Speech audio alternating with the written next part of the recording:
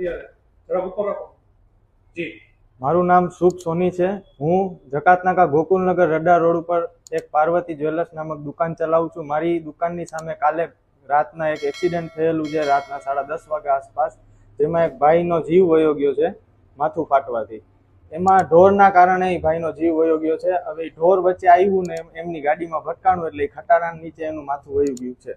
હવે આ બનાવ બન્યો એક્ઝેક્ટ મારી દુકાનની સામે બનેલો છે, એટલે અમે આ સરકારને આ વસ્તુથી જાણ કરીએ કે આ રોડ ઉપર આવા કેસ રોજના એટલા વધી જવાના કારણે ઢોરનો ત્રાસ એટલો વધી ગયો છે, ગમે ત્યારે દોડાદોડી કરે છે। આ બધું જોઈને અમે એક દરખાસ્ત કરી છે કે તમે આ બાબત ઉપર વહેલેસર કંઈક કામગીરી બતાવશો તો આ જીવના જે જોખમ છે એ થોડાક ઓછા થાય।